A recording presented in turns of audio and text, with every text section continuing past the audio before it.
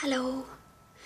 Wow, sorry about how dark it is. I'm in Migraine City again.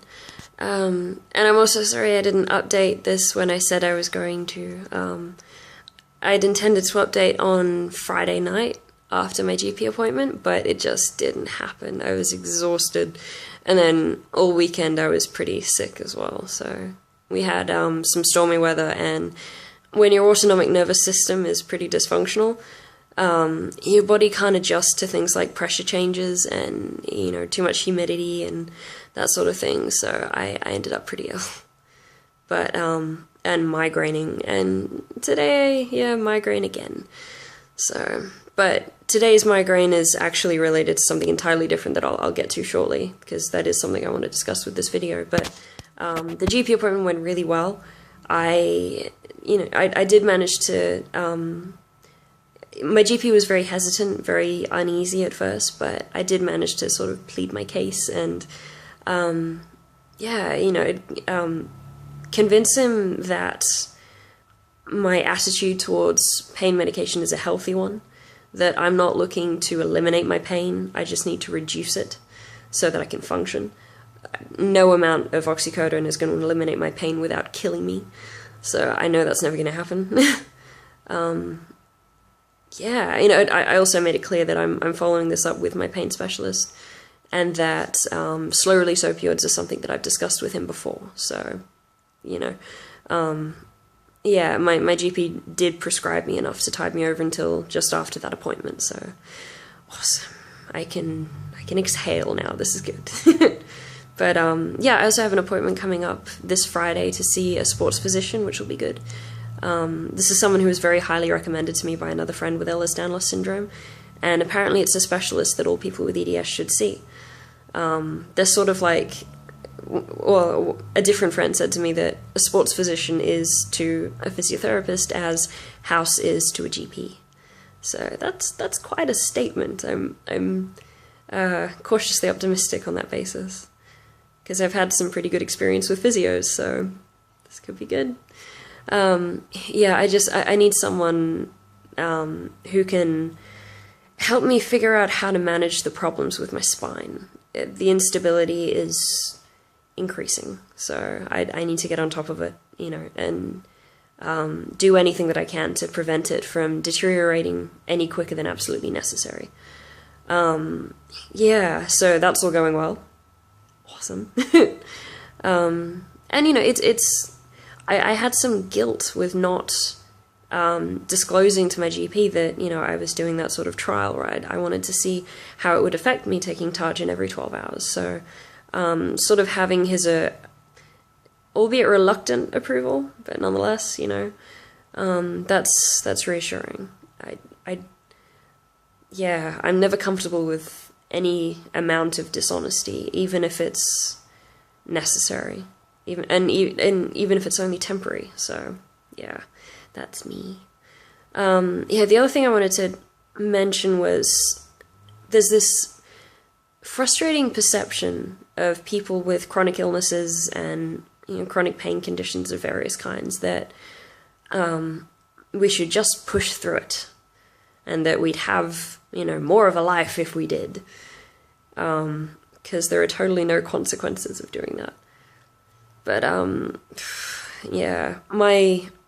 thing that's got me thinking about that a lot lately is that, this semester, I'm just at the start of week 4 of my semester now, and, Monday is not good. My Monday schedule involves an 8:30 a.m. lecture in pathophysiology, and a 10:30 a.m. lab class in advanced biomedical techniques, which is a genetics unit. And, see, I love the genetics stuff. I did my genetics class today with a migraine, so I love genetics. And I'm good at it, it's nice to be good at something and have confidence in your abilities in it. That's an esteem boost. It's good for my mental state. But, it doesn't make Mondays any easier.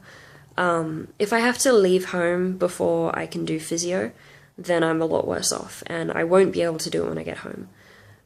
I've got to do it as early in the day as I can, because I've got to prioritize my energy expenditure.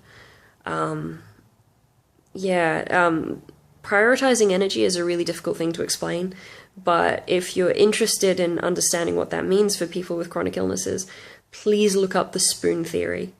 So many of us use spoons to sort of explain how much energy we have left in a day, and it's brilliant. It will enhance your understanding of chronic illness tenfold. I guarantee it.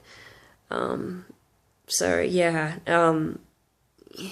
rationing out my energy requires me to prioritize physio before anything else. And when I have to get up so early, I can't do that because I suck at falling asleep.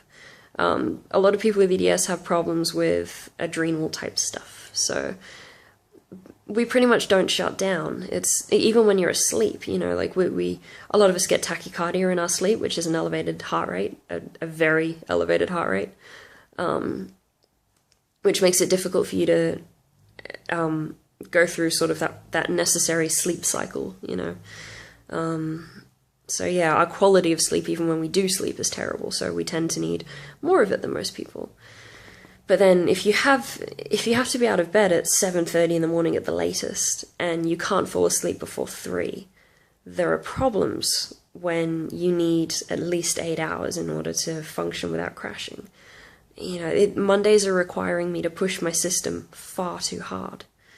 But so much of living with a chronic illness, and particularly one that involves chronic pain, I think, is that you have to decide whether what you want to do is worth the cost. And, you know, we're talking cost in terms of illness and exacerbated pain and the risk of complications. I mean, God, my first semester at uni, I ended up getting stern warnings from a couple of doctors, 3, I think, that if I didn't learn to pace myself, I was going to end up in hospital, that I was going to end up with something like pneumonia, because my immune system was it was absolutely taking a beating. Doesn't seem like a strong enough term, but I mean, you know, I have a lot of stubbornness, and I love that I have a lot of stubbornness because it's enabled me to fight harder than some people for my quality of life. A lot of people don't know this, but I fought my way out of a wheelchair a few years ago. I had knee surgery that went catastrophically badly, and yeah, it was meant to fix my knee, and it made it so much worse. I ended up with nerve damage in the leg. I couldn't rely on it. It would buckle under me, and then I'd end up with other injuries because, of course, my joints are fragile and my bones are fragile. So yeah, you know, because I was unable to rebuild muscle in the leg as well, I ended up stuck in a wheelchair most of the time. And I wasn't satisfied with that. I was far too stubborn to concede defeat. So, yeah. Yeah, over the course of about 1.5 years, I fought my way out of that. And that required a lot of painful physiotherapy. And, yeah, a lot of melodramatic emotional breakdowns and violent 80s movies. So yeah, I have a lot of stubbornness, but I need to focus on learning to temper that stubbornness and when to allow myself to rest. And I'm getting better at that. But there are still going to be times when I have to push myself harder than my body wants me to in order to achieve the things that are important to me. And yeah, I guess, you know, if that means suffering a migraine every Monday, which it kind of has so far, 3 out of 4 weeks, then I'm going to have to do that. But I guess that was the point I wanted to make, is that just because people with chronic illnesses do certain things doesn't mean that it comes without cost. So that, you know, that's something worth discussing with people you know who have chronic illnesses, who do achieve interesting things, and you know, who push themselves. And yeah, you know, they will probably appreciate you inquiring, you know, so long as you're a close enough friend to get away with that. So yeah, thank you for watching my video.